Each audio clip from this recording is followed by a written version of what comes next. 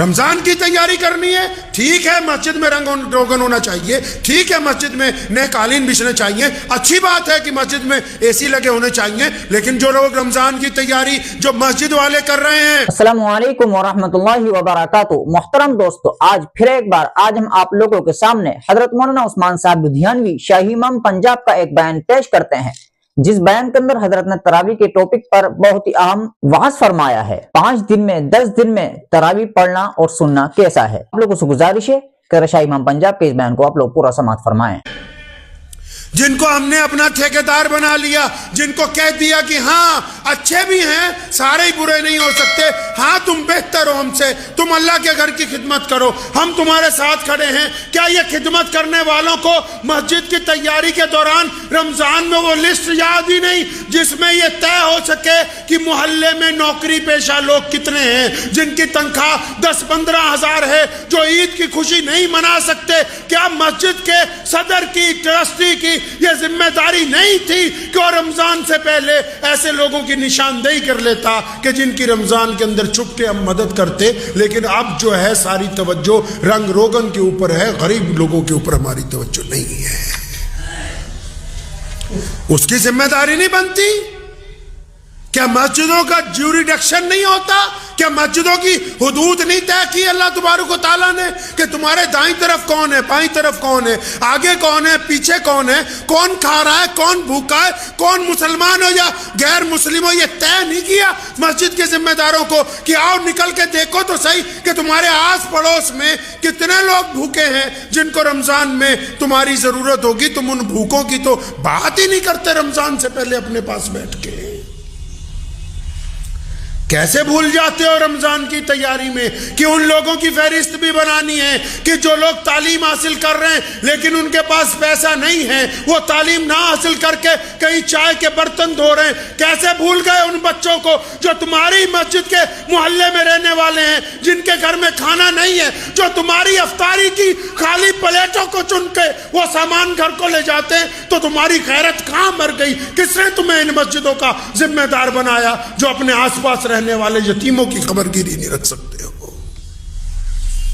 کیا کہا محمد الرسول اللہ نے؟ سیدنا بلال سے بار بار پوچھتے ابھی کھانا کھانا ہے، رسول اللہ بار بار بلال سے پوچھتے کہ سامنے والوں نے کھایا؟ اصحاب صفہ نے کھانا کھایا؟ دائیں طرف والوں نے کھانا کھایا؟ جو قیدی بند ہے انہوں نے کھانا کھایا؟ محمد الرسول اللہ نے بار بار ان کو سمجھایا کہ مسجد میں بیٹھ کے کرنا کیا ہے۔ اس مسجد کی بات ہی نہیں کرتے جو محمد الرسول اللہ کی مسجد۔ 63 سالہ زندگی ہے رسول اللہ کی۔ 63 سال کی زندگی کو اگر ناپنے چاہو گے نا تو رسول اللہ کی 3/3 زندگی ساری کی ساری یا تو جب مکے میں تھے بیت اللہ میں گزری، مدینے میں تھے تو مسجد نبوی میں گزری۔ سارے فیصلے، ساری حکمتیں، ساری محبتیں، سارے اعلان، سارے گورنروں کی تقرریاں، غریبوں مسکینوں کی خبرگیری، سب کچھ اگر کہیں ہوا ہے تو مسجد نبوی میں بیٹھ کر کیا ہے۔ وہ مسجد کہاں گئی کہ مسجد والوں نے سال کا حساب لگانے کے لیے بیٹھ گئے کہ اچھا سال میں کتنے پیسے آئے کتنے گئے؟ یہ حساب کس نے لگانا تھا کہ سال میں ہم کتنے بچوں کو پڑھا سکے، کتنے بچوں کی ہم نے ٹیوشن کی فیس دے دی، کتنے بچے ہیں جن کو اسکول میں ہم لوگ وردیاں دیتے رہے، کتنے بچے ہیں جن کو ہم نے MBA IPS IAS کی ڈگری کرنے کے لیے ہم نے خرچ اٹھایا، کتنے بچے ہیں جن کی ماؤں کی پیچھے سے ہم خبرگیری کرتے رہے۔ ارے کتنے ایسے لوگ ہیں سارا سال مسجد نے جن کی یتیمی کو چھپا کر ان کا ساتھ دیا، کوئی حساب ہی نہیں تمہارے پاس، کیونکہ توجہ ہے ہی نہیں اس طرف جو محمد الرسول اللہ صلی اللہ علیہ وسلم نے مسجد بنا کے دی ہے۔ ہم تو اس بات پر دستے گریبان ہیں کہ جلدی تراویحاں کہاں ہو جائیں، اور بعض لوگ تو اس حد تک گر گئے نیچے کہ ہمارے گھر میں ہی تراویح کروا دو، ہماری چھت پہ ہی کرا دو، 3 دن کی تراویح کرا دو۔ کس جگہ لکھا ہے اسلام میں کہ قرآن کی سودے بازیاں کرتے رہو؟ کوئی غیر مسلم قرآن کو کچھ کہہ دے وہ بیلا کھڑا ہے اور خود قرآن پاک کی بے حرمتی کرتے رہو، کوئی پوچھنے والا نہیں۔ کوئی کچھ کہنے والا نہیں تھی. میاں صاحب اپنے گھر کی چھت پر قرآن کروائیں گے, تمہارے باپ کی جاگیر ہے قرآن, یہ یتیم ہو گیا. جو لوگ اللہ کے قرآن سے کھلواڑ کرنا چاہتے 3 دن میں, 2 دن میں, 7 دن میں, 10 دن میں, 12 دن میں, وہ تم نے جانا کہاں ہے؟ محمد رسول اللہ نے سارے رمضان قرآن سنا اور سنایا ہے. یہ دستور کہاں سے طے کر دیا نیا مساجد کے اندر؟ اس اسلام کی بات کیوں نہیں کرتے جو محمد رسول اللہ نے عطا فرمایا؟ جس اسلام کی مسجدوں کے دروازے لوگوں کے لیے, ارے غیر مسلموں نے آ کے سوال کیا مسجد نبوی میں, مسلمانوں نے نہیں. پڑھو امام بخاری کو, غیر مسلموں نے سوال کیا یا رسول اللہ کھانا چاہیے, پیارے پیغمبر کے پیٹ پر پتھر بندھے, کیوں؟ قحط پڑا ہوا, کھانا نہیں ہے. اس کو بھی پتہ ہے مانگنے والے کو مدینے میں کھانا نہیں ہے, لیکن اس کا ایمان ہے کہ رسول اللہ کے در پر کوئی چلا جائے گا تو خالی واپس نہیں آئے گا. تم سائل تمہارے دروازے پہ آتا ہے, اکڑ جاتے ہو. محمد رسول اللہ کے دروازے پہ سائل آیا, رسول اللہ کے پتھر بندھے ہوئے ہیں, پھر بھی اپنے صحابہ کے جرمنڈ کو کہا کون ہے جو اس کو کھانا کھلائے, میں جنت میں اعلیٰ کھانے کا وعدہ کرتا ہوں. فوراً کھانا لا کے پیش کیا گیا. غیر مسلم آتا ہے, یا رسول اللہ کپڑے چاہیے, میرے پاس لباس پورا نہیں ہے, کیونکہ اس کا بھی ایمان ہے کہ رسول اللہ کے دروازے پر جاؤں گا تو ننگوں کو کپڑا دیا جائے گا. محمد رسول اللہ ان کو کپڑے دیتے.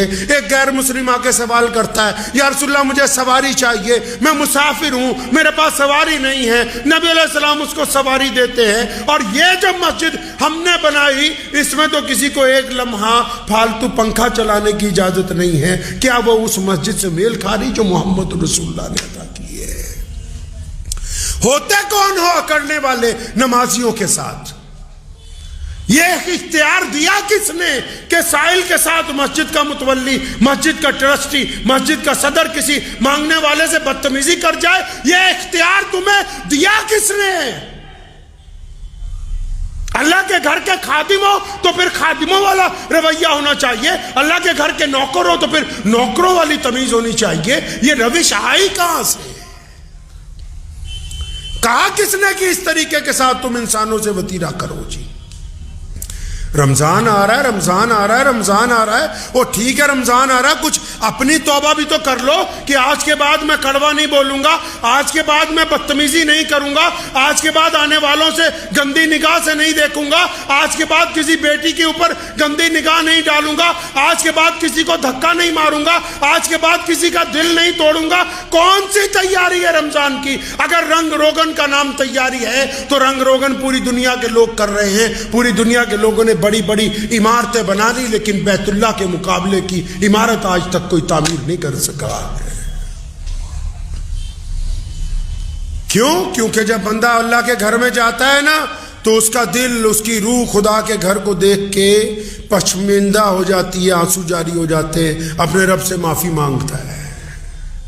مسجد تو بنی اسی لیے تھی کہ پریشان حال لوگ آئیں گے, دکھ درد والے آئیں گے, ایک ساتھ نماز پڑھیں گے, کسی کی کوئی پریشانی ہوگی, تکلیف ہوگی, ایک دوسرے کو اپنی تکلیف بتائیں گے, کچھ نہ کچھ ایک دوسرے کے کندھے سے کندھا ملائیں گے. کچھ روایتیں ہی باقی نہیں رہی. نبی علیہ الصلوۃ والسلام رمضان میں فیاض ہیں, رمضان المبارک میں بے انتہا نچھاور کر رہے ہیں دولت. اور نبی علیہ الصلوۃ والسلام کے جو امت کے لوگ ہیں, جن کو رسول اللہ نے اپنا وارث بنایا, جن کے ذمہ اسلام پکڑایا, جن کو دین پہنچایا گیا, ان کو پتہ ہی نہیں کہ رسول اللہ صلی اللہ علیہ وسلم کی مسجد کیسی ہونی چاہیے. لکھ لیجئے دل کی تختی پر, مسجدوں کے ذمہ داروں کے لیے ضروری ہے, پہلا فرض ہے ان کا عاجزی اور انکساری. اگر وہ فرعون کی طرح بولتے ہیں تو پھر وہ اللہ اور اس کے رسول کے گھر کے خادم نہیں ہیں, وہ قابض ہیں اس جگہ پر, ان کو کوئی اختیار نہیں ہے کہ وہ مسلمانوں کے سامنے کھڑے. اگر ان کا لہجہ فرعون کی طرح ہے. پہلی شرط ہے رسول اللہ کی مسجد کی خادم کی, پہلی شرط یہ ہے کہ وہ عاجزی والا ہو, انکساری والا ہو, صبر والا ہو, حکمت والا ہو, سننے والا ہو, جواب دینے والا نہیں ہو.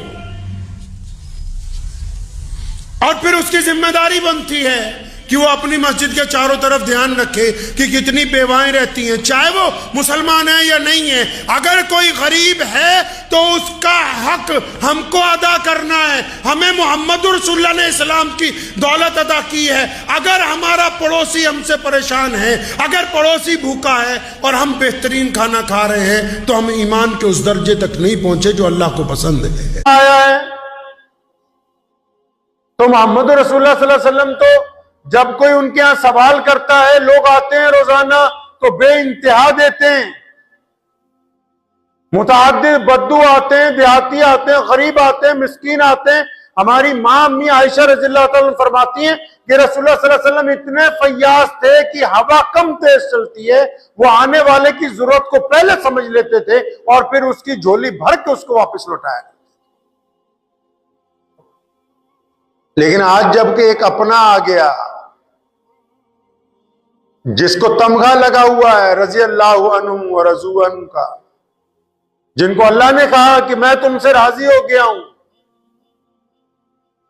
जिनको अल्लाह ने इज्जतों से नवाजा है दुनिया में, जिनको सहाबिये रसूल कहते हैं,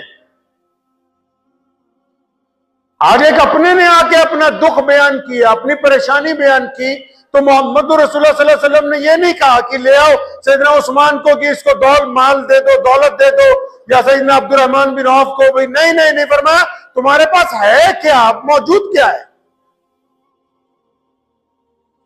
अपनी उम्मत को समझा रहे हैं, क़यामत तक आने वाले लोगों को जिंदगी गुजारने का फन दे रहे हैं कि जिंदगी गुजरेगी कैसे। दुनिया में एक पेशा बुरा है, वो है मांगना। गर्दन को झुका देता है खैरात का पत्थर।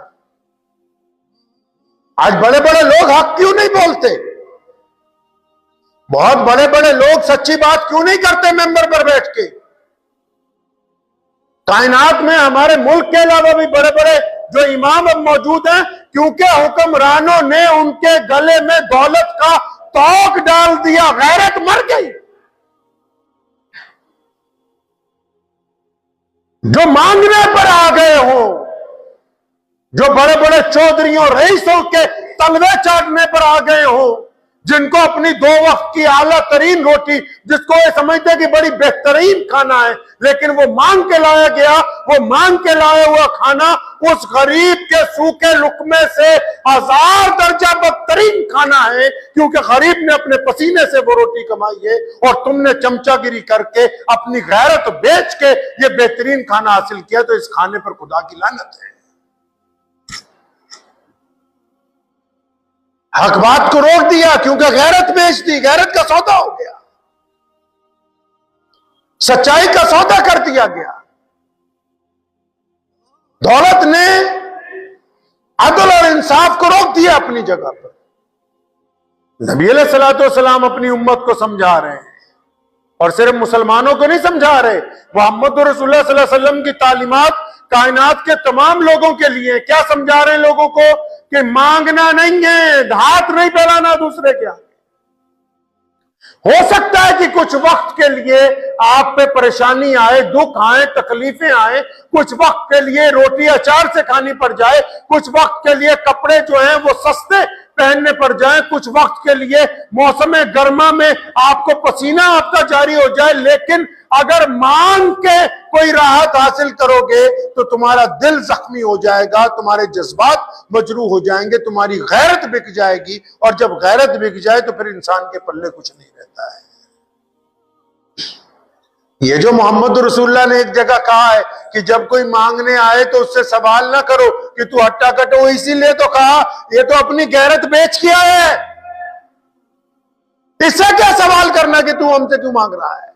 वो तो पहले ही अपनी गैरत बेच आया, जिसके पल्ले कुछ नहीं है उसको क्या सवाल करोगे। मोहम्मद रसूलुल्लाह यहां समझा रहे हैं, क्या कहा अपने सहाबी को, भाई कुछ है तेरे पास? नहीं या रसूलुल्लाह आपसे मांगने आया हूं। अरे इस दर से तो कोई खाली लौटता ही नहीं है, लेकिन यहां से वो चीज मिलेगी जो दुनिया में भी इज्जतदार बना देगी और क़यामत में भी इज्जतदार बनाएगी। ये कोई आम दरवाजा नहीं है जहां सिर्फ एक वक्त की रोटी मिल जाए। जहां चंद पैसे मिल जाएं, ये दरे रसूल है मोहम्मद रसूलुल्लाह सल्लल्लाहु अलैहि वसल्लम का। यहां जब सवाल किया जाता है तो नबी अलैहिस्सलाम वो अता फरमाते हैं जो दुनिया में भी फायदेमंद है और आखिरत के अंदर भी फायदेमंद है। अब उसने सवाल किया कि या रसूलल्लाह कुछ दीजिए। अब नबी अलैहिस्सलाम उससे पूछते हैं तुम्हारे पास क्या है? कुछ भी नहीं या रसूलल्लाह। कुछ तो होगा। या रसूलल्लाह कुछ भी नहीं, घर के तो बर्तन तक बिक गए रोटी खाने के चक्कर में, कर्जा चढ़ गया। कुछ होगा? नहीं या रसूलल्लाह कुछ नहीं। तो उसके कंधे पे एक चादर डाली हुई थी, जिस तरह आम देहाती लोग अपनी लोई कंधे पे डालते हैं। फरमाया ये तो है। जी या रसूलल्लाह ये तो बड़ी पुरानी है, वो सीधा है, फटी हुई है। फरमाया लाओ। अब मोहम्मद रसूलुल्लाह ने वो चादर पकड़ी और ऐलान किया भी कोई है जो इसकी कीमत दे दे। चादर तो बेकीमत है क्योंकि बोसीदा भी है, खराब भी है, मैली कुचैली भी है, फटी भी हुई है, लेकिन क्योंकि नबी अलैहिस्सलाम के हाथ में है, साहबा ने कहा या रसूलल्लाह 1 दिनार दे देते हैं, 1 सिक्का सोने का दे देते हैं। फरमाया कम है। किसी ने कहा या रसूलल्लाह आप कहते हैं तो 2 दे देते हैं। फरमाया ये दुरुस्त है। अब वो 2 सिक्कों में वो चादर फरोख्त कर दी गई और 2 सिक्के जब हासिल हो गए तो मोहम्मद रसूलुल्लाह सल्लल्लाहु अलैहि वसल्लम उसे फरमाते हैं कि 1 सिक्के का जाके राशन खरीदो, 1 महीने का राशन इतना आ जाएगा कि घर वाले आराम से खाएंगे। दूसरे सिक्के से जाके बाजार से कुल्हाड़ी खरीद के लाओ। मोहम्मद रसूलुल्लाह ने खुद अपने मुबारक हाथों से दस्ता लगाया, अपने मुबारक हाथों में उसमें दस्ता लगाया और क्या फरमाया उसको, अपने सहाबी को, कि बस काम करो, जंगल में जाओ, लकड़ियां बेचो, लाके मंडी में फरोख्त करो, रोजाना लकड़ी काट के। मांगना नहीं है, खुद भी खाना है, दूसरे को भी खिलाना है, किसी के आगे हाथ में फैलाना है तुमने। अब वो बंदा 1 महीने बाद आया, बड़ा खुश नबी अलैहिस्सलाम के पास। अंदाजा लगाइए 1 महीने पहले ज़हन में ये था कि मैं मांग के गुजारा कर लूंगा। 1 महीना पहले ये ज़हन में था कि लोगों से अगर मदद ली जाएगी तो मदद लेके मैं अपना पेट भरूंगा। अब 1 महीने बाद जब आए तो खुश है, घर वालों के पास बेहतरीन बिस्तर है, अच्छे कपड़े हैं, खुद नबी अलैहिस्सलाम के लिए हदिया लेके आया। या रसूलल्लाह या साहबे सुफा के सहाबा के लिए मैं हदिया लेके आया हूं। 1 महीने में अल्लाह ने उसके काम में बरकत दे दी है तो उसको पता लग गया कि गैरत बड़ी चीज है, मांग के खाने में वो मजा नहीं है जो अपनी मेहनत के बल के ऊपर कमा के खाने के अंदर लोग। ये कईयों की गैरत ही तो मर गई है। आपको जो डुप्लीकेट लोग मिलेंगे, कईयों की गैरत मर गई है। सवाल करते फिरते हैं कि हमें ज़कात नहीं दी, हमें ये नहीं दिया। वो ज़कात देने वालों को पाबंद किया है मोहम्मद रसूलुल्लाह ने कि मुस्तहिक रिश्तेदारों का, मुस्तहिक पड़ोसियों का ध्यान रखो, लेकिन इनको पाबंद किया है रसूलुल्लाह ने। फरमाया सलमान हाथ नहीं फैलाना, मांगना नहीं है लोगों के आगे। जो भीख मांगते हैं फरमाया क़यामत वाले दिन इनके गले में तोप डाल दिया जाएगा कि ये भिखारी हैं, इन्होंने अल्लाह से नहीं मांगा, अल्लाह की मदद को नहीं पुकारा, ये अल्लाह के बंदों के आगे ही हाथ फैलाते रहे। सारी प्यारे मोहम्मद अलैहिस्सलाम की जो रिवायतें, इतने गैरतमंद नबी। लिखा है मुफस्सिरीन ने कि नबी अलैहिस्सलाम जब सवारी पर होते थे अपनी ऊंट पर या घोड़े पर, अक्सर आप भी अगर आप किसी घोड़सवार को पूछेंगे तो जो सामान घोड़ों पर बांधा जाता है साथ में ऊंटों पे, पानी की छागल है, बिस्तर है, कोई हथियार है, तो बाज औकात जब वो दौड़ लगाते तो गिर जाता है। सफर में जब होते हैं तो कुछ ना कुछ गिर जाता है सवारी से। तो आप अलैहिस्सलाम का अगर कभी सामान भी जमीन पर गिरा तो किसी को आवाज नहीं दी कि भाई जरा आके उठाना। रसूलुल्लाह खुद उतरते थे, अपना सामान उठा लेते थे। जब तक सहाबा को खबर होती थी तो दौड़ते थे, उस वक्त तक तो नबी अलैहिस्सलाम उस सामान को जमीन से उठा लेते। इसका क्या मतलब? इसका मतलब है नबी गैरत वाले हैं। वो इस बात को पसंद नहीं करते कि किसी के आगे सवाल किया जाए। वो इस बात को गवारा नहीं करते मोहम्मद रसूलुल्लाह सल्लल्लाहु अलैहि वसल्लम की लोगों को सवाल किया जाए। अपनी उम्मत को भी यही दर्श दिया है।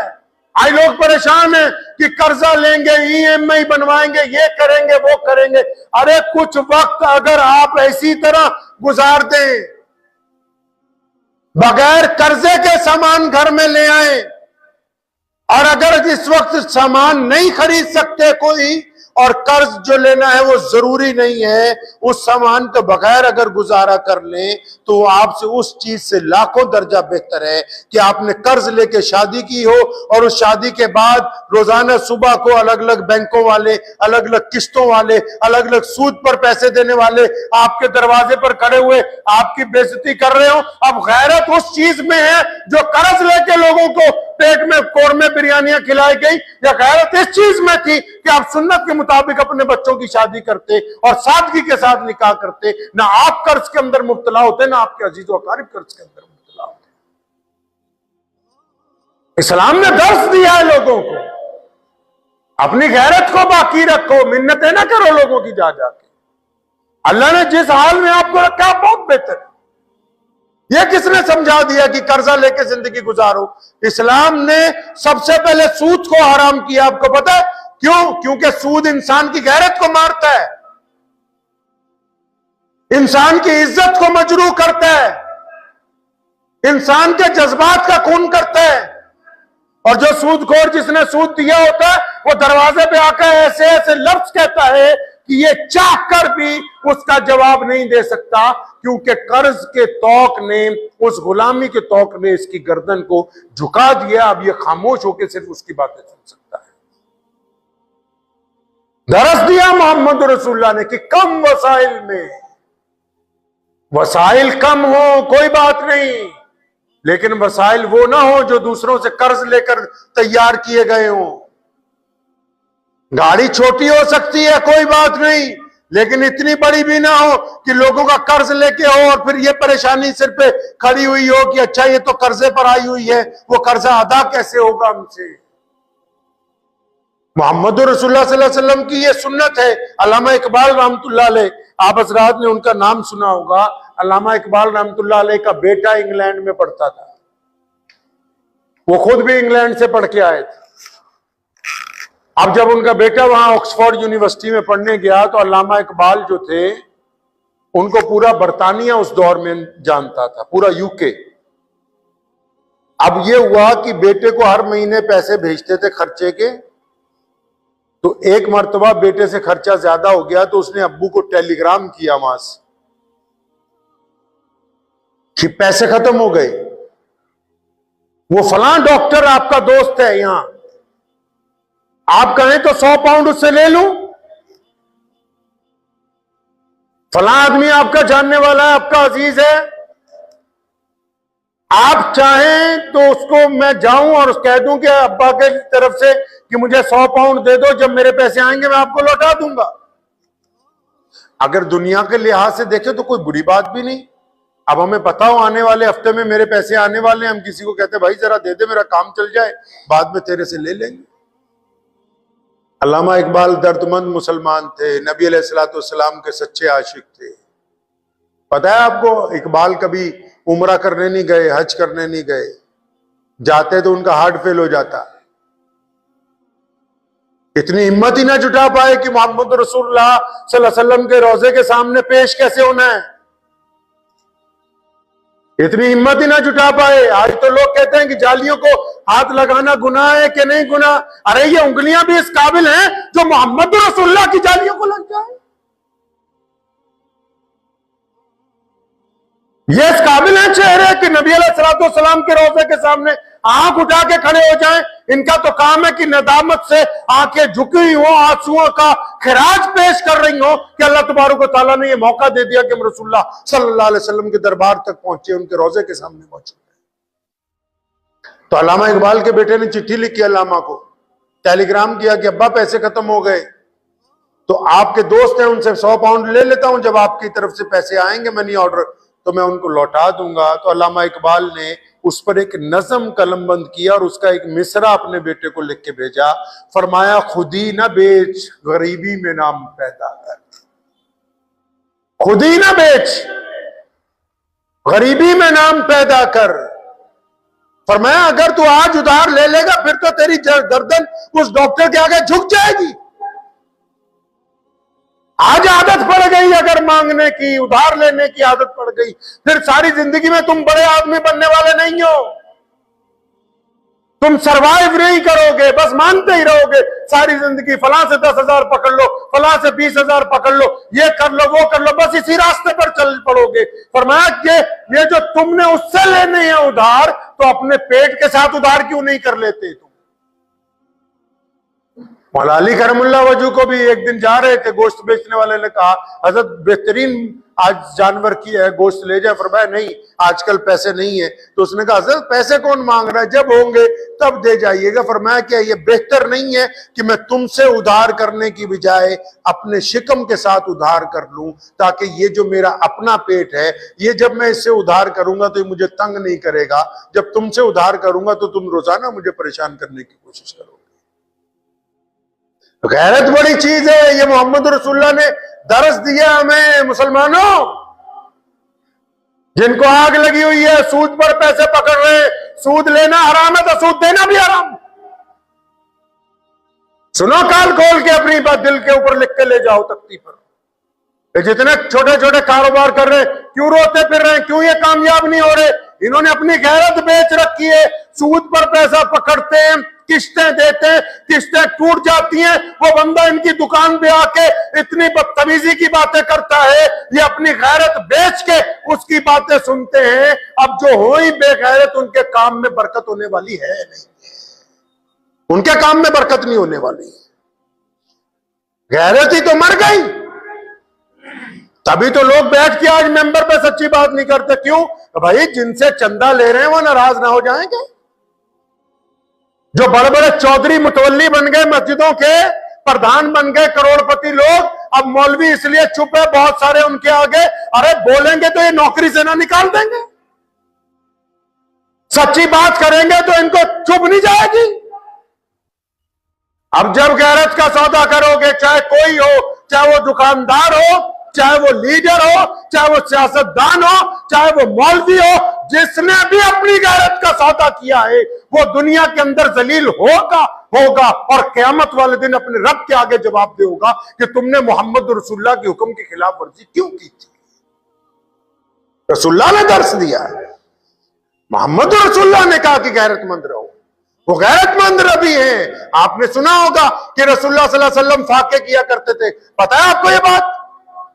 आपने सुना होगा लोगों से कि रसूलुल्लाह सल्लल्लाहु अलैहि वसल्लम फाके करते थे। अंदाजा लगाओ, जो सहाबा रसूलुल्लाह के नाम पर गर्दन कटवा सकते हैं, जो रसूलुल्लाह के नाम पर सूली पर चढ़ सकते हैं, जिनको रसूलुल्लाह के नाम पर चीर दिया गया, जिनको रसूलुल्लाह के नाम पर जिनकी कालें उधेड़ दी गई, जिन्होंने रसूलुल्लाह के नाम पर बदर में कुर्बानी दी, जिन्होंने रसूलुल्लाह के नाम पर ओहद में शहादतें दी, जो रसूलुल्लाह के नाम पर गार के अंदर नबी अलैहि सलाम के साथ गए, जिन्होंने रसूलुल्लाह सल्लल्लाहु अलैहि वसल्लम के नाम के ऊपर अपनी आंखें निकाल कर बाहर फेंक दी, क्या उनको पता लगता तो नबी अलैहि सलाम को भूखा रहने देते? अरे वो गैरत वाले नबी हैं, उनके पीछे नमाज पढ़ने वालों को 3-3 दिन पता नहीं लगा कि रसूलुल्लाह सल्लल्लाहु अलैहि वसल्लम ने खाना नहीं खाया। उन्होंने कभी किसी को नहीं बताया कि मैं आज फाके के साथ हूं और लोग ये समझे कि रसूलुल्लाह को खाने की जरूरत है। गैरत की बात है।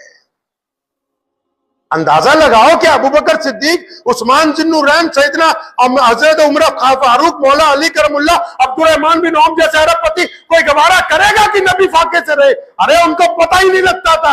जब पता लगता था तो सहाबा दौड़े हुए आते थे, या रसूलुल्लाह हमारे घर पर आए, हमारी आप दावत है आपके लिए। नबी अलैहि सलाम गैरत वाले नबी हैं। अगर कभी फाका भी हुआ तो अपने मुसल्लियों को, अपने सहाबा को, अपने दीवानों को कभी नहीं कहा कि आज मैं फाके के साथ तुम्हारे दरमियान बैठा हूं। इससे बड़ी गैरत की बात और क्या हो सकती है?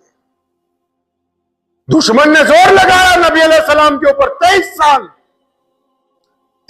साल तक अबू जहल ने, उतबा ने, वलीद ने, अब्दुल्ला बिन जिदान ने, कैसरो किसरा ने, परवेज ने 23 साल तक जोर लगाया कि नौजुबिल्लाह मोहम्मद रसूलुल्लाह ये बात मान ले कि आप हमारे खुदाओं को भी मानो, हम तुम्हारे को भी मान ले। पूरी दुनिया की सुपर पावर नबी अलैहिस्सलाम के सामने झुक गई। वो गैरत वाले नबी थे और जिस दस्तूर को लेके आए उस दस्तूर के ऊपर कायम रहे। दुनिया की कोई ताकत रसूलुल्लाह सल्लल्लाहु अलैहि वसल्लम को उनके दस्तूर से नहीं हिटा सकी।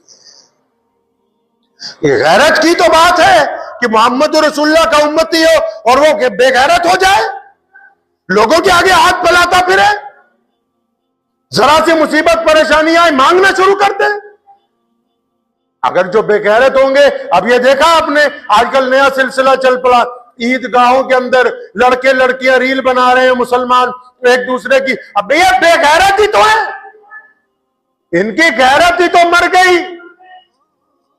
یہ جو تصویریں ریلیں بنا رہے ہیں لڑکے لڑکیاں جا کے کوئی جامع مسجد میں جا کے کوئی عیدگاہ کے اندر جا کے، ان کی غیرت ہی تو مر گئی. اگر ان میں غیرت موجود ہوتی تو یہ ایسی حرکت خدا کے گھر میں کرتے ہی نہیں. کیونکہ یہ بے غیرت ہیں، ان کے خون میں وہ بات ہی نہیں ہے، وہ لذت ہی نہیں، عادت پڑی ہوئی ہے ان کو بے غیرتی کی. غیرت مند عورت ہو وہ کسی غیر محرم مرد کے ساتھ ہنس کے بھی بات نہیں کرتی. قرآن نے کہا ہے نا عورتوں کو غیرت مند رہو. کس طرح؟ اللہ فرماتے ہیں کہ اگر کوئی غیر محرم آ جائے، اگر اس سے ضرورت کی بات بھی کرنی ہو نا تو ذرا اکڑ کے کرنا. کہیں تم ہنس کے بات کرو، نرمی سے بات کرو تو اپنے دل میں روگ نہ پال لے، گرچہ تم پاک ہو. اللہ درس دیتے ہیں، محمد رسول اللہ نے ہمیں سبق دیا بھی رہنا کیسے ہے. اخلاق یہ نہیں ہے، سن لو مسئلہ، اخلاق یہ نہیں ہے. ہم لوگ کہتے ہیں نا کہ اسلام اخلاق سے پہلا ہے. ٹھیک ہے، اخلاق سے پہلا ہے. اخلاق اس کو کہتے ہیں پاور میں ہونے کے باوجود رحم دل ہونا. اور جب غریب آدمی دیوان صاحب کی چمچا گیری کرتا ہے وہ اخلاق نہیں کہلاتا، اس کو چمچا گیری کہا جاتا ہے. جب غریب آدمی کسی چودھری کی، کسی رئیس کی، اجی جناب کیا بات ہے آپ کی تو بہت بات ہے، یہ اخلاق نہیں ہے، چمچا گیری. اسلام نے منع کیا چمچا گیری سے.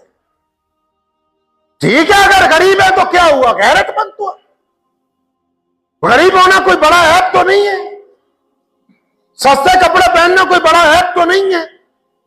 بڑے بڑے رئیس ہم نے دیکھے ہیں، وہ دوسروں کے سامنے، بڑے بڑے افسروں کے سامنے، وزیروں کے سامنے اس طرح گردن جھکا کے کھڑے ہوئے ہوتے ہیں کہ آپ دیکھیں تو آپ کو یوں محسوس ہوگا کہ کسی دربار میں کوئی نیچلے درجے کا نوکر کھڑا ہوا ہو. اور اگر آپ کسی غریب کو دیکھیں گے، رکشہ والے کو دیکھیں گے، دہاڑی دار کو دیکھیں گے، کسی پلے دار کو دیکھیں گے نا، وہ بھی شام کو کام مکمل کرنے کے بعد چھاتی چوڑی کر کے اپنی دہاڑی لے کے گھر کو جاتا ہے، کیونکہ اس کو کسی کا فون نہیں آنے والا، کسی کی طرف سے بگار نہیں پڑنے والی، اس کو کوئی دھمکانے والا موجود نہیں ہے. وہ غیرت مند ہے، اس نے جو کمایا اسی کے اندر کھا کے خوش رہنے والا ہے.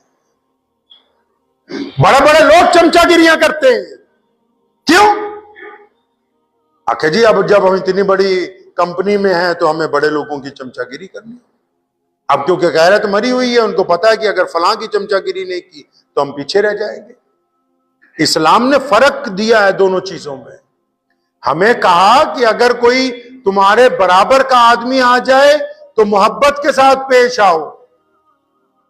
تم سے کوئی نیچا آ جائے تو جھک کے اس کے ساتھ ملو. تم سے زیادہ اونچا آ جائے تو پھر اس کے آگے جھکنے کی ضرورت نہیں ہے، آنکھوں میں آنکھیں ڈال کے بات کرو تاکہ اس کو پتا ہو کہ میں غیرت مند قوم کے کسی فرد کے ساتھ بات کر رہا ہوں. اور تمہارے دل میں یہ یقین ہونا چاہیے کہ طاقت میں سب سے بڑی طاقت اللہ رب کریم کی ہے. جب تک وہ نہیں چاہیں گے کوئی نقصان نہیں ہوگا، اگر وہ چاہ لیں تو دنیا کی کوئی طاقت آپ کا فائدہ نہیں کرنے والی ہے. تو دعا کیجیے اللہ ہمیں غیرت مند بننے کی توفیق عطا فرمائے. اللہ قرضے لینے کی بجائے اپنی ہمت کے مطابق کام کرنے کی توفیق عطا فرمائے. اور ان کو بھی جو لگے ہوئے ہیں مسجدوں میں، عیدگاہوں میں جا کے ریلیں بنانے، بے غیرتی کرنے، اللہ تعالیٰ ان کو بھی غیرت عطا فرمائے. لاتے ہیں گھر لانے کے بعد چاہے اس نے جتنے مرضی پیسے لگا کے کوٹھی بنائی ہو، تو یہ گھر والے اتنی ہمت بھی نہیں رکھتے کہ اس کو اس بیڈ روم میں، اس کمرے میں لے جائیں جس پہ لاکھوں روپے خرچ کر کے اس نے اپنے لیے بنوایا ہے. اتنی ہمت نہیں رکھتے کہ اس کو وہاں لے جائیں. گھر لائیں گے کہاں رکھیں گے بھائی؟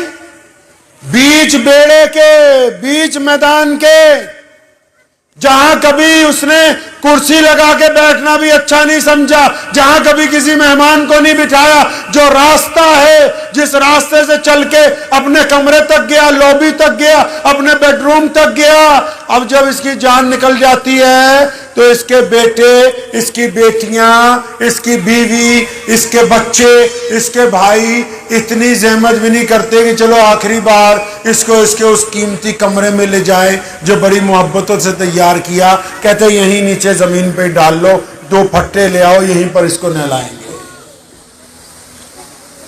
اور پھر ہمیں فون آ جائے گا مولویوں کو، مولانا صاحب کہاں ہو؟ وہاں ہیں، ذرا جلدی آ جاتے، ابا جی کا جنازہ پڑھانا تھا. تو مولوی کہا نہیں میں تو باہر ہوں، دور ہوں. اچھا کوئی اور نہیں مل سکتا؟ کوئی اور بندہ نہیں ہے جو جلدی کر دے؟ یہ قصہ میں اس لیے سنا رہا ہوں، قرآن نے کہا اولاد بھی مال بھی، فرمایا فتنہ، محبت ہونی چاہیے لیکن اتنی جتنی ضرورت ہے.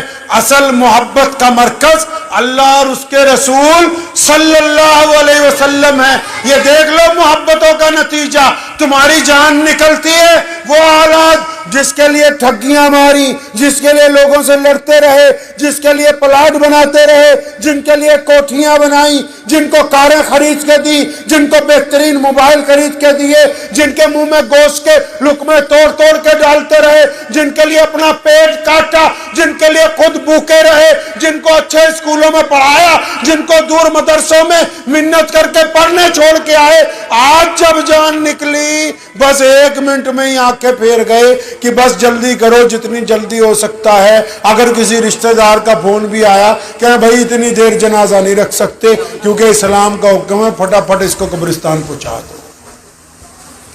تو پیسے کس کے لیے اکٹھے کیے تھے بھائی؟ ٹھگی کس کے لیے ماری تھی؟ بے ایمانی کس کے لیے کی تھی؟ میرا پوت ہے، میری دھی ہے، اجی میں تو ان کے پیچھے یہ کر دوں گا وہ کر دوں گا. مولانا سلمان مصباحی صاحب مدذلو کو میں ایک دن سن رہا تھا، فرمانے لگے ایک بہت رئیس آدمی، کروڑ پتی آدمی کا انتقال ہو گیا، میرا دوست تھا. فرماتے میں اس کے گھر گیا، جن نماز جنازہ سے پہلے غسل کی تیاری تھی تو اتنی محبت تھی حضرت خود غسل دینے لگے. تو غسل دینے جب لگے نا تو جو سویٹر اس بندے نے پہنا تھا اس کی مالیت 2.5 لاکھ روپے تھی، اتنا امیر آدمی.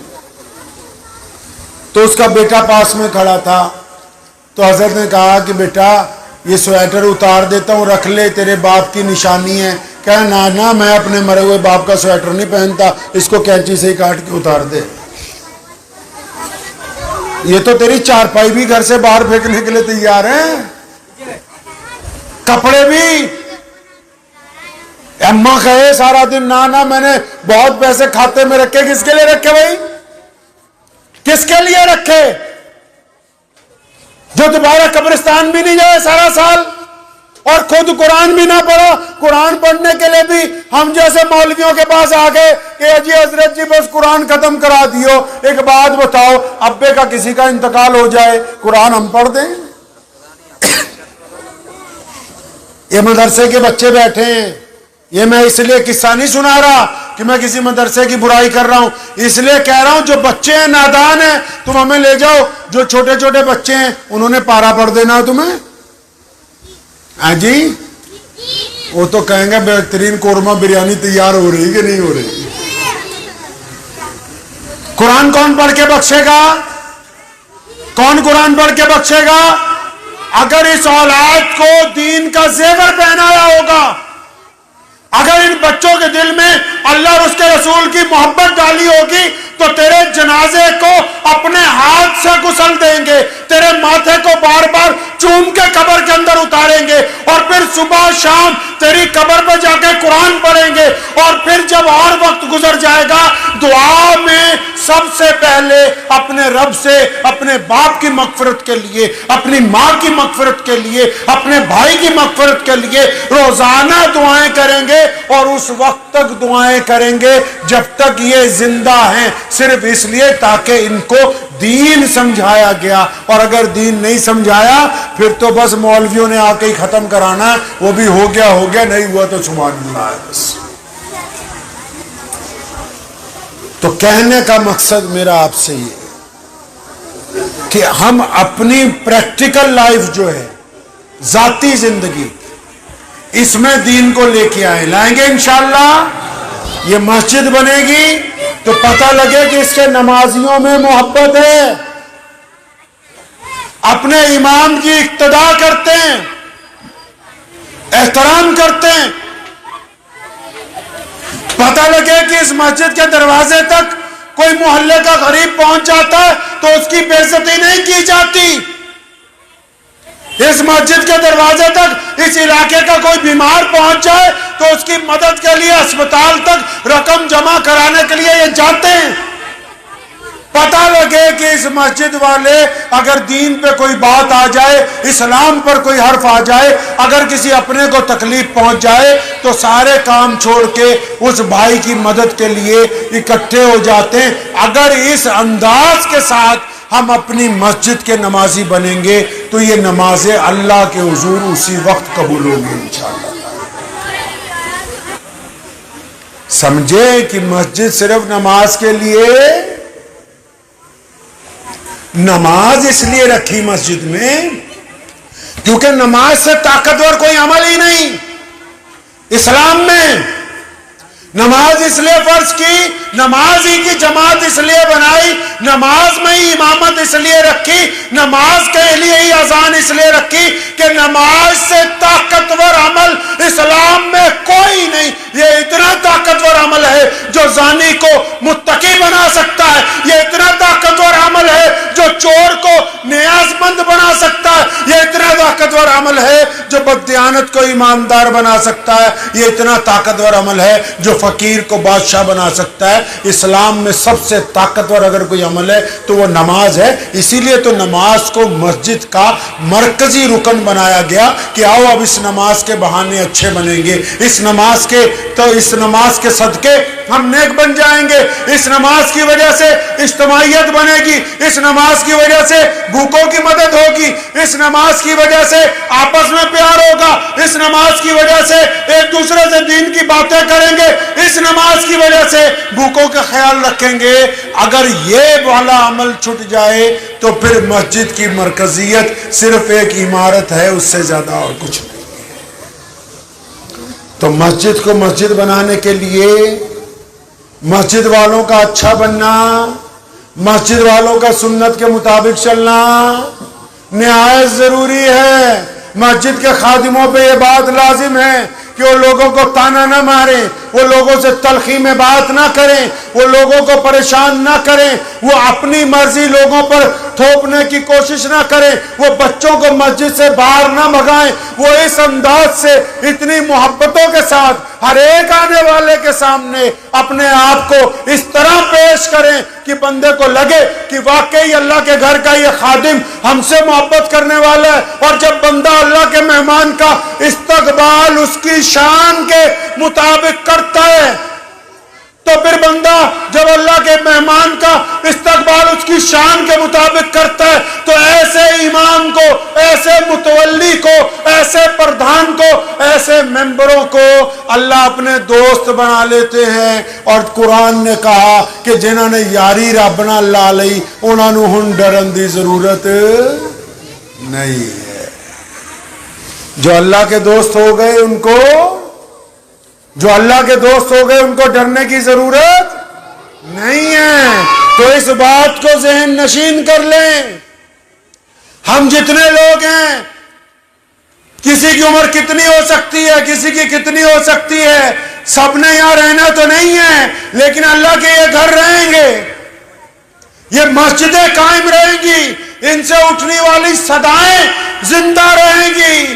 اگر آج ہم نے ان مسجدوں کی تعمیر کے اندر اپنا خون شامل کیا، اپنا پسینہ شامل کیا، اپنی نیک کمائی کو شامل کیا، اپنے آپ کو اس میں لگا دیا، اگر ہم نے آج ان مساجد کے لیے اپنا سب کچھ نچھاور کر دیا تو کل مرنے کے بعد بھی ان مسجدوں میں سے ہمارے حصے کا ثواب ہم کو ملتا رہے گا۔ ہم لوگ ذاتی کاموں میں بھی ایک دوسرے کی مخالفت میں سوچتے ہیں، ہم دوسری اقوام کے متعلق بھی سوچ اچھی نہیں رکھتے۔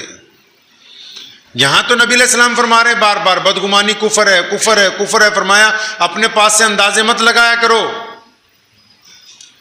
بعض چیزیں دیکھی اور سنی ہوئی بھی جھوٹ ہو سکتی ہیں۔ لیکن ہمارے یہاں تو معاشرے نے مکمل نظام ہی اختیار کر لیا کہ ہم دیندار تو ہیں لیکن گنہگار دیندار ہیں.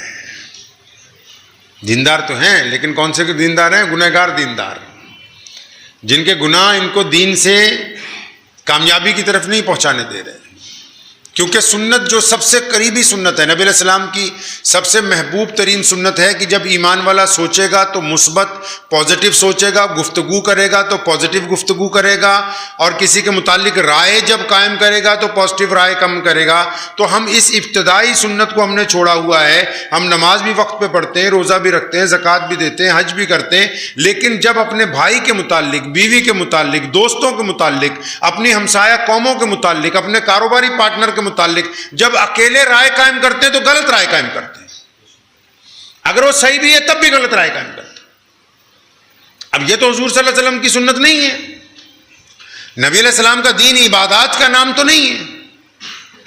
ہم نے بڑی غلط فہمی ہمیں یہ ہو گئی گزشتہ 75 سال میں کہ پیارے نبی علیہ السلام نے ہمیں اچھی عبادتوں کا ذکر عطا کیا. سیدنا عمر بن خطاب رضی اللہ تعالیٰ عنہ مسجد نبوی میں بیٹھے تھے اور وہ امیر المومنین تھے اس وقت، تو کچھ لوگ ان کے پاس بیٹھے تھے. اتنی دیر میں ایک بندہ ادھر سے آیا، اس نے نیت باندھ لی. تو حضرت عمر رضی اللہ عنہ کے قریب میں جو لوگ بیٹھے تھے ان میں سے کسی ایک نے کہا، یا امیر المومنین، یہ بہت دیانتدار بندہ ہے، بہت اچھا ہے، متقی ہے، پرہیزگار ہے. فرمایا اچھا تم کیسے اس کو جانتے ہو؟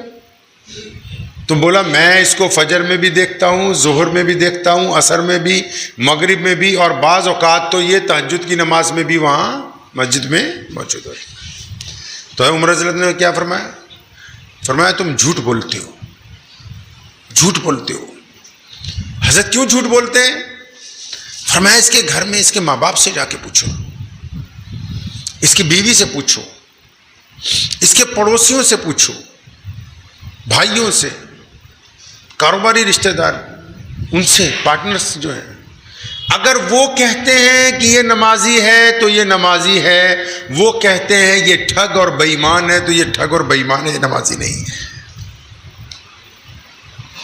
اسلام عبادات کا نام نہیں ہے، اسلام اعلیٰ کردار کا نام ہے. عبادات تو اس کردار تک پہنچنے کے لیے سیڑھی بنائی گئی. عبادات تو اس لیے قائم کی گئی کہ ایک بہترین مسلمان ہم پیش کر سکیں معاشرے کے اندر. اب ہمارے پاس وہ والا عبادات کا جو جز ہے اس کو ہم نے قتل کر دیا، اپنے ہاتھ سے مار دیا. دو باتیں نبی علیہ السلام نے بنیادی طور پر کہیں. آپ کو پتہ ہے کہ اسلام کا پیغام صرف 2 لفظوں میں ہے جو کائنات کے سامنے ہے.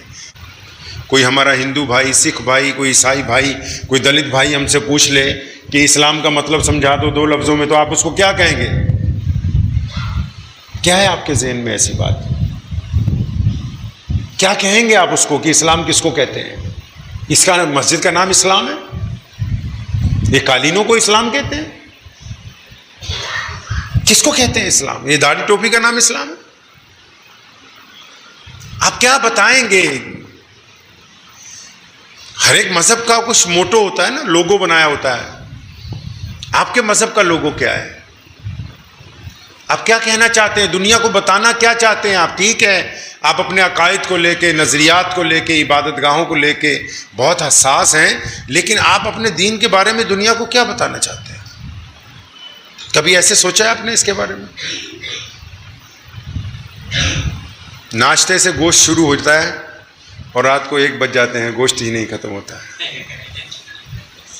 اور جو پیارے محمد رسول اللہ صلی اللہ علیہ وسلم نے پیغام دیا اس کا ذکر نہیں ہے. آپ لوگ تو باہر ماشاءاللہ NRI بہت ہوں گے، پوری دنیا میں اسلام تیزی سے آگے جا رہا ہے، اور ہم آزمائش میں، ہمیں خود پتہ ہی نہیں کہ دین ہے کیا. 2 باتیں نبی علیہ السلام نے بنیادی طور پر دنیا کے سامنے رکھی. آپ صلی اللہ علیہ وسلم نے دین فطرت کا تعارف کرایا لوگوں سے. اسلام دین فطرت ہے نا. فطرت کس کو کہتے ہیں؟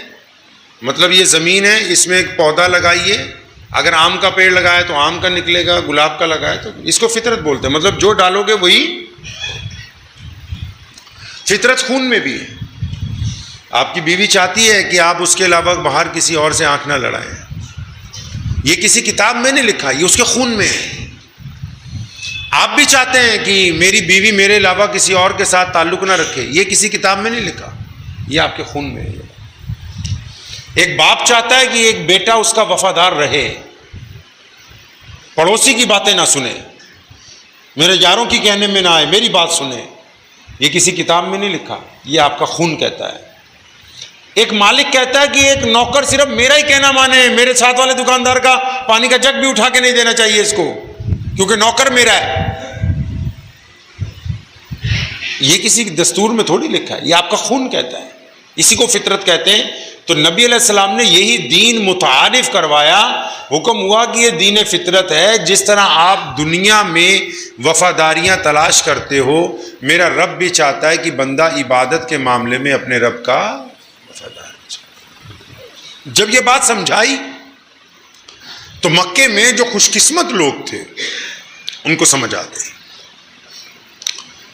تو انہوں نے اس بات کا حلف لیا کہ ہم اللہ وحدہ لا شریک کی عبادت کریں گے اور محمد علیہ الصلوۃ والسلام اللہ کے آخری نبی ہیں۔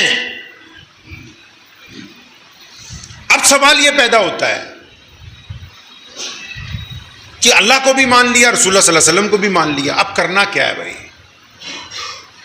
اب ہمیں آنا تھا نا، پٹھان بھائی کو پوچھا بھی کرنا کیا ہے، ٹائم پوچھا بھی کہاں کتنے بجے۔ اسی طرح ہر چیز کا کچھ مقصد ہے۔ جب دین کی بنیاد رسول اللہ صلی اللہ علیہ وسلم نے رکھی، اس بات سے لوگوں کو تعارف کروایا کہ اللہ وحدہ لا شریک کی عبادت کرنی ہے، اور رسول اللہ نے فرمایا میں اللہ کا آخری رسول بن کے آیا ہوں، تو جو خوش قسمت لوگ تھے، امی خدیجہ الکبریٰ رضی اللہ تعالی عنہا، سیدنا ابو بکر صدیق رضی اللہ تعالیٰ عنہ، مولا علی کرم اللہ وجہہ، اور سیدنا بلال حبشی رضی اللہ تعالیٰ عنہ، جو ابتدائی دور کے ساتھی تھے، جب وہ ایمان لے آئے انہوں نے پوچھا یا رسول اللہ اب کرنا کیا ہے بتائیے۔ اب نماز تو آئی نہیں اس وقت، روزے تو نہیں آئے، ابھی حج کرنے کا حکم تو ہوا نہیں، زکوٰۃ کا سسٹم تو ابھی آیا نہیں تھا، ابھی تو ابتدا ہوئی ہے، ابھی تو 10-20 دن گزرے ہیں، اعلان ہی کیا ہے۔ تو جو ساتھی تھے بالکل قریب کے، وہ تو ساتھ میں کھڑے ہو گئے، یا رسول اللہ ہم ساتھ میں ہیں آپ صلی اللہ علیہ وسلم، کیا کرنا ہے؟ تو نبی علیہ السلام نے کیا فرمایا پتہ ہے؟ نبی علیہ السلام نے فرمایا کہ جس بندے نے اللہ اور اس کے رسول پر ایمان لے آیا، اس پہ لازم ہے کہ وہ دنیا کے تمام انسانوں کو برابری کا درجہ دے گا۔ آپ کو پتہ ہے دنیا کا سب سے بڑا مسئلہ کیا ہے؟ دنیا کا سب سے بڑا مسئلہ کیا ہے پتہ ہے آپ کو؟ روٹی، کپڑا، اور یہ دنیا والوں نے کہا۔ میرے نبی علیہ السلام نے دنیا کی دکھتی ہوئی رگ پکڑ لی، فرمایا دنیا کا سب سے بڑا مسئلہ عزت نفس کا ہے، دوسرے کو رسپیکٹ دینے کا ہے، عزت دینے کا ہے، اور دنیا میں اگر سب سے زیادہ کمی کسی اس دور میں تھی تو لوگوں کی عزت کی تھی۔ آج بھی دنیا سب سے زیادہ جس چیز کو چاہتی ہے، ایک آدمی جو پل کے نیچے سوتا ہے نا رات کو، جس کے پاس روٹی بھی نہیں، بستر بھی پورا نہیں، وہ بھی چاہتا ہے کہ کوئی مجھے گالی۔ تو سب سے بڑا مسئلہ کیا ہے دنیا کا؟ عزت۔ تو نبی علیہ السلام نے کیا کیا؟ فرمایا جو لا الہ الا اللہ محمد رسول اللہ پڑھے گا وہ کیا کرے گا؟ لوگوں کو عزت بانٹے گا۔ کیا کرے گا جی؟ عزت بانٹے گا، گولا کالا، امیر غریب سب کو برابر ہی سمجھے گا، مسلمان غیر مسلم سب۔ تو ہمارے ہاں تو عملی طور پر پریکٹیکلی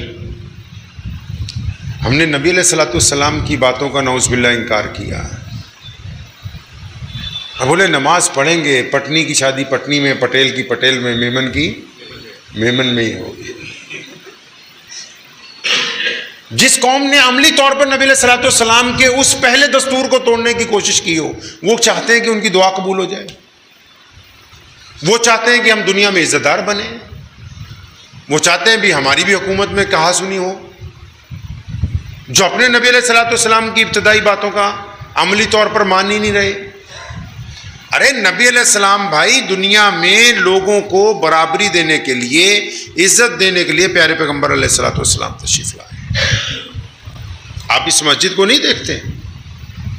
ابھی جب مؤذن نے تکبیر کہے گا نماز میں، ظہر میں، عصر میں یا جمعے میں، تو پیچھے جو لوگ آنے شروع ہوں گے، اگر ان میں کوئی غریب، کوئی مزدور، کوئی ریڑھی والا، کوئی رکشہ والا، وہ اگلی صف میں کھڑا ہوگا تو اس کے بعد میں آنے والوں کو پیچھے کھڑا ہونا پڑے گا، اور جمعے کی نماز میں اگر دیر ہو جائے گی، متولی صاحب یا کوئی مسلمان آفیسر یا کوئی مسلمان وزیر آ جائے، کوئی شیخ الحدیث آ جائے، کوئی محدث آ جائے، اگر نماز کی نیت بند گئی تو اس کو کہاں نماز پڑھنی ہے؟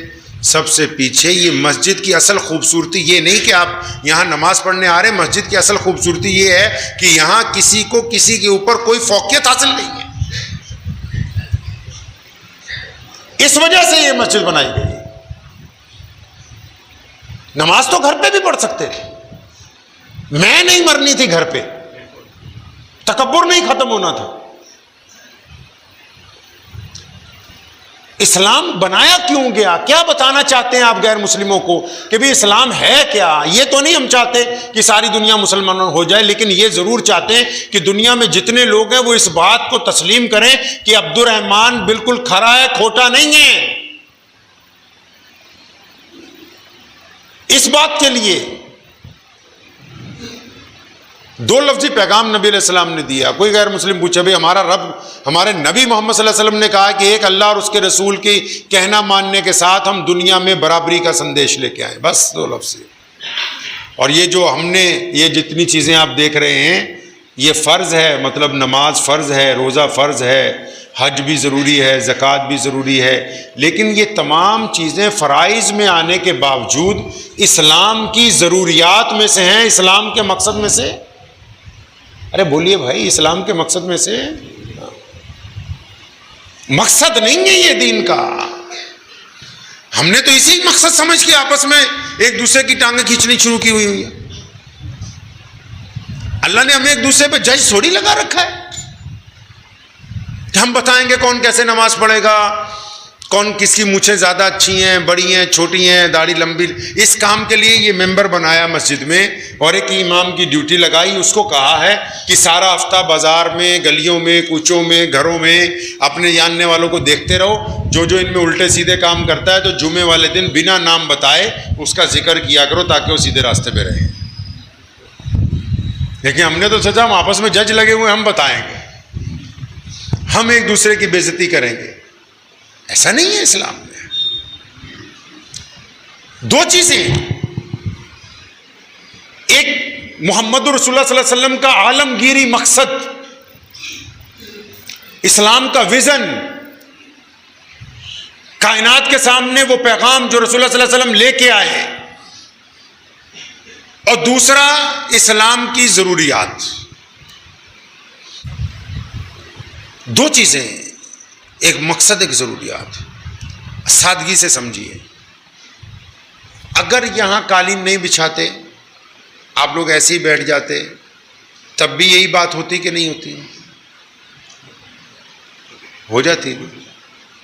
یہ کرسی نہیں لگاتے، ہم کھڑے ہو کے بات کرتے، تب بھی یہی بات ہوتی۔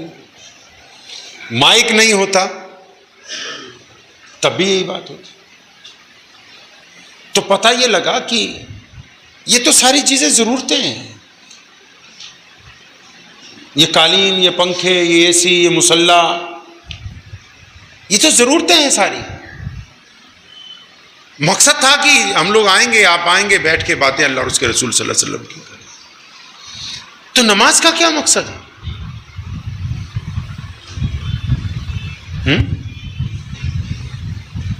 اب بعد میں کہیں تمہیں نہ پکڑ لے کہ ایسا مولوی لے آیا تھا کہ ہمارے پیچھے پڑ گیا۔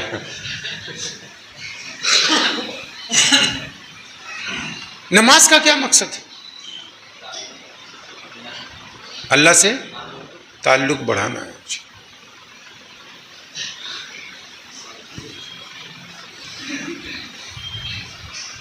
اب اندازہ لگاؤ، 75 سال ہو گئے، مسجدیں بھی نہیں بنائی، سب کچھ کیا۔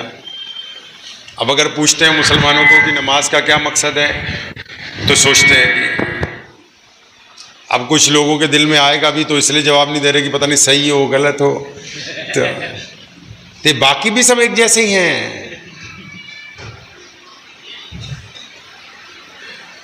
نماز کا مقصد کیا ہے پتہ نہیں، مسجد کیوں بنائی پتہ نہیں۔ میرے بھائیوں، دین کو اس کی روش کے مطابق لے کے چلنا ہوگا۔ یہ فون ہے نا، سیمسنگ کا، ایپل کا، آپ کمپنی والوں کے پاس لے جائیں, اس کو بولو کہ سیمسنگ کا سافٹ ویئر ایپل میں ڈال دو, بولے گا نہیں ڈلے گا. بولے ایپل والا اوپو میں ڈال دو گے, نہیں.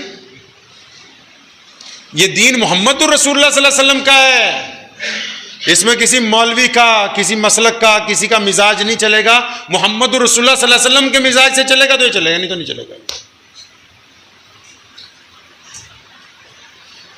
قرآن پاک نے 10 جگہ نماز کی وجہ تسمیہ بیان کی, 10 جگہ, زیادہ ہی کر دی, لیکن ہمیں نہیں پتا. جبکہ ہم ملک کے سب سے خوبصورت صوبے میں رہتے ہیں, کہتے ہیں جہاں کے مسلمان بڑے فراخ دل ہیں. اندازہ لگاؤ آپ اس سے. اس کا مطلب ہم مولوی ہم نے نیچے رکھے ہوئے ہیں, ہم مولویوں کے اوپر ہیں. مولویوں سے ملا تو نہیں یہاں کے, میں اندازاً کہہ رہا ہوں کہ مولوی سرمایہ داروں کے نیچے ہیں, وہ بتاتے ہیں بھی کیا تم نے بات کرنی ہے, کیا بات نہیں کرنی. قرآن پاک کو پڑھیں, اس میں نماز کی, اب مثال کے طور پہ جس طرح یہ مسجد ہے, اگر اس میں نماز نہیں ہوگی تو مقصد ختم. بولے عمارت ہے تو مسجد نہیں, اب نماز ہو رہی تو یہ مسجد ہے. اب اسی طرح نماز بھی ہے, نماز اگر اپنے مقصد کے حصول کے لیے ہو رہی ہے تب تو نماز ہے, اگر وہ اپنے مقصد کے حصول کے لیے نہیں ہو رہی تو نماز ختم. بھائی یہ تو ضرورتیں ہیں, استنجا کرنا, وضو کرنا, قبلے کی طرف منہ کرنا, امام کے پیچھے کھڑے ہونا, پاجامہ ٹکنوں سے اونچا رکھنا, کندھے سے کندھا جوڑنا, یہ تو ضرورتیں ہیں. وہ عالمگیری مقصد کہاں گیا جو محمد رسول اللہ نے حکم دیا؟ قرآن پاک نے کہا, پھر اس کا مقصد بیان کیا. آپ اپنے امام صاحب سے پوچھیں گے تو آیت ان کو پوری اچھی طرح یاد ہوگی, ان الصلاۃ تنہا عن الفحشاء والمنکر. اللہ کریم فرماتے ہیں کہ ہم نے نماز اس لیے تم پر فرض کر دی تاکہ آج کے بعد تم گندی باتیں کرنی چھوڑ دو گے اور اچھی باتیں کرنی. پھر قرآن میں ایک جگہ کہا کہ ہم نے نماز اس لیے قائم کر دی تاکہ تم متقی بن جاؤ گے. اب پھر قرآن نے ایک جگہ کہا ارأیت الذی یکذب بالدین فذلک الذی یدعو الیتیم ولا یحض علی طعام المسکین فویل للمصلین. فرمایا ان کی نماز تو برباد ہو گئی, ختم ہو گئی. اب کیونکہ ہم نے قرآن نہیں پڑھا ہے, صرف نماز پڑھی ہے. اگر قرآن پڑھ کے نماز پڑھتے تو نماز کے اصول کا پتہ ہوتا کہ بھی پڑھنی کیوں ہے. اب نماز کا دیسی مسئلہ سمجھو اصلی, یہ وضو وغیرہ سب یہ ضرورتیں ہیں, اس کو پورا کیے بغیر یہ پروٹوکول ہے, یہ پورا کر کے آئیں گے تو آپ یہاں کھڑے ہو سکتے ہیں. لیکن دوسرا جو اس کے پیرلر پروٹوکول چلتا ہے وہ یہ ہے کہ ایک بندہ چاہے وہ داڑھی والا ہے یا داڑھی مونڈا ہے, اگر گھر میں ماں باپ کو گالی دے کے آیا, بیوی کو تھپڑ مار کے آیا, پڑوسیوں سے بدتمیزی کر کے آیا, پھر آ کے یہ نماز کی نیت باندھ رہا ہے تو اس کی نماز نہیں ہوتی ہے.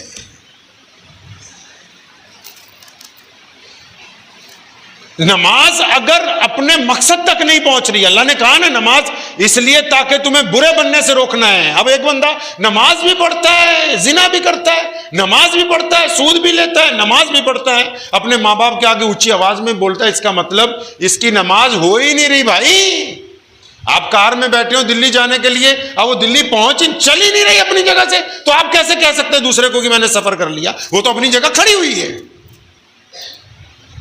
ہوئی ختم. وہ ہمارے سنی بھائی نیاز دیتے نا, قرآن پاک نے نیاز دینے کے لیے کہا نا ارأیت الذی یکذب بالدین فذلک الذی یدعو الیتیم ولا یحض علی طعام المسکین فویل للمصلین. اللہ فرماتے ہیں کہ وہ نمازی جو نماز تو پڑھتے ہیں لیکن کسی غریب کے منہ میں لقمہ نہیں ڈالتے ہیں. نماز تو پڑھتے ہیں, یتیموں کی خبر گیری. قرآن نے کہا نا یہ تو نماز پڑھنے والوں کی بات ہو رہی ہے صرف, کہ تم نماز پڑھتے ہو تو پھر یتیم کو کھانا کیوں نہیں کھلاتے, یہ نماز پڑھتے ہو تو متقی کیوں نہیں بن جاتے ہو. اندازہ لگائیے ان باتوں سے. باتیں بہت ساری ہیں لیکن ہمارے جو میزبان ہیں انہوں نے آدھا گھنٹہ ہی دیا آپ سے بات کرنے کے لیے. تو ان باتوں سے اندازہ لگائیے کہ ہم جو اصل دین ہے محمد رسول اللہ صلی اللہ علیہ وسلم کا, وہ پریکٹیکل لائف کی بات کرتا ہے, وہ دکھاوے کی زندگی کی بات نہیں کرتا. ہم پریکٹیکل لائف سے دور. दिखावे में ज्यादा। तभी तो मैंने कहा कि दीनदार गुनहगार, मतलब गुनहगार भी दीनदार भी हैं और गुनाह भी किए जा रहे हैं। दो चीजें पानी और आग इकट्ठी नहीं हो सकती। नमाजी और बदनजर आदमी इकट्ठा नहीं होता, फिर वो बदनजर ही है, वो नमाजी नहीं है। नमाजी और बदखुल्क भी एक जगह जमा नहीं हो सकते। बीवी के मुंह पे थप्पड़ मार रहा है और फिर यहाँ आके नियत बांध रहा है कि बोले चलो जी मैं तो बहुत बड़ा दीनदार हूँ, नमाज भी अजान भी मैं ही दूंगा। कभी अपने बच्चों के लिए घोड़ा ही नहीं बना, अपने बच्चों को कभी वक्त ही नहीं दिया, दूसरे के बच्चों को मस्जिद में जफ्फियां डाल के पप्पियां ले रहा है कि वाह वाह बहुत अच्छा है। इस्लाम ने मना किया इन बातों से। आप नबी अलैहिस्सलाम की जो इब्तदाई जिंदगी, नबी अलैहिस्सलाम की जो सीरत पाक सल्लल्लाहु अलैहि वसल्लम है, वो आलिम अरवा से शुरू होती है। पूरी कायनात की रूहों को अल्लाह ने इकट्ठा करके हलफ लिया जब कायनात बनानी थी कि ये मेरे मोहम्मद सल्लल्लाहु अलैहि वसल्लम है, ये खातमुन नबिय्यीन है, इनका हलफ ले लो। लेकिन जो प्रैक्टिकल लाइफ है नबी अलैहिस्सलातु वस्सलाम की, वो 40 साल के जब नबी अलैहिस्सलातु वस्सलाम हुए तो आप सल्लल्लाहु अलैहि वसल्लम ने कुफारे मक्का को सबको बुलाया और सफ़ा पहाड़ी पे खड़े होकर फरमाया कि अगर मैं तुम्हें यह कहूं कि इस पहाड़ के पीछे एक लश्कर है जो तुम्हें आके हलाक कर सकता है तो तुम्हें यकीन आएगा? नहीं बात समझ में आई आपकी? आप सल्लल्लाहु अलैहि वसल्लम ने यह पूछा मक्के के लोगों से कि तुम्हारा मोहम्मद के बारे में क्या ख्याल है सल्लल्लाहु अलैहि वसल्लम, क्या राय रखते हो? कुरान पाक में इसका जिक्र है इन बातों का। अल्लाह ने कहा पूछो इनसे कि मैंने 40 साल जो तुम्हारे दरमियान गुजारे हैं उसके बारे में क्या कहते हो, बताओ। अब जब नबी अलैहि सलाम ने कुफारे मक्का को कहा जो तुम्हारे बीच में 40 साल गुजारे बताओ उसके बारे में क्या कहते हो, तो जो व्यापारी थे उन्होंने उठ के कहा कि मोहम्मद सल्लल्लाहु अलैहि वसल्लम आप जैसा ईमानदार व्यापारी हमने आज से पहले कभी नहीं देखा। औरतों ने कहा ए मोहम्मद सल्लल्लाहु अलैहि वसल्लम आप जैसा बाहया नहीं देखा। गुलामों ने कहा ए मोहम्मद सल्लल्लाहु अलैहि वसल्लम आप जैसा गरीब परवर नहीं देखा। बच्चों ने कहा ए मोहम्मद सल्लल्लाहु अलैहि वसल्लम आप जैसा खुशदिल नहीं देखा। मतलब जिंदगी के जितने हिस्से थे उस जिस तबके के जो लोग थे उन्होंने कहा ए मोहम्मद सल्लल्लाहु अलैहि वसल्लम आप जैसा तो मक्के में कोई दूसरा। तो पता लगा दीन को कायम करने के लिए क्या जरूरी है? आपका किरदार, आपके कपड़े, आपकी पगड़ी, आपकी दाढ़ी, आपकी अच्छे लिबास, अच्छी गाड़ियां, अच्छा घर, अच्छी कोठी, अच्छा कारोबार, ये आपके अच्छे होने की दलील नहीं है। आपका अपना जाती किरदार जब तक अच्छा नहीं होगा तब तक आप अच्छे नहीं। मोहतरम दोस्तों, उम्मीद की जाती है कि शाही इमाम पंजाब का ये बयान आप लोगों को पसंद आया होगा। इसी तरह के बयानात सुनने के लिए इस वीडियो को लाइक करके चैनल को सब्सक्राइब करें।